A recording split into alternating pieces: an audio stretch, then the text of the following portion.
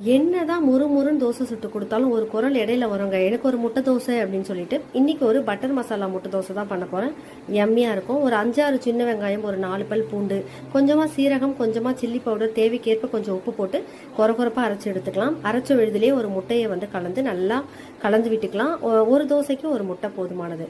நல்லா கலந்ததுக்கு அப்புறமா நம்ம கல் நல்லா சூடானதுக்கு அப்புறமா மெலீஸா தோசை ஊற்றிக்கோங்க. ஏன்னா நம்ம வந்து இந்த மசாலா வேற போட போறோம். ஸோ திருப்பியும் போட மாட்டோம் தோசை. அதனால மெலீஸா தோசை ஊற்றிட்டு கொத்தமல்லி தழைகளை பொடியாக கட் பண்ணி போட்டு அதுக்கு மேலே அரைச்சி இந்த விழுதியும் நல்லா போட்டு தோசையில் எல்லா பக்கமும் வரா மாதிரி நல்லா ஸ்ப்ரெட் பண்ணி விட்டுடலாம். மசாலாவை எல்லா பக்கமும் ஃபுல்லாக தோசையில் ஸ்ப்ரெட் பண்ணதுக்கு அப்புறமா 1 டேபிள் ஸ்பூன் அளவு பட்டர் அதை எடுத்து தோசையோட மிடில் வச்சுட்டு அந்த பட்டரையும் தோசை ஃபுல்லாக ஸ்ப்ரெட் பண்ண போகிறோம். எண்ணெய் எதுவுமே சேர்க்கல, பட்டர் மட்டும் தான் போட்டிருக்கோம். பட்டரை நல்லா தோசை ஃபுல்லாக ஸ்ப்ரெட் பண்ணி விட்டுட்டு தோசையை திருப்பி போட மாட்டோம். ஸோ அதனால் ஸ்லோ ஃப்ளேமில் வச்சுட்டு நம்ம வந்து ஒரு தட்டு போட்டு மூடிடலாம். ஒரு 5 மினிட்ஸ்க்கு அப்புறம் நீங்கள் வந்து தட்டை எடுத்து பார்த்தீங்கன்னா தோசை சூப்பராக வெந்திருக்கும்.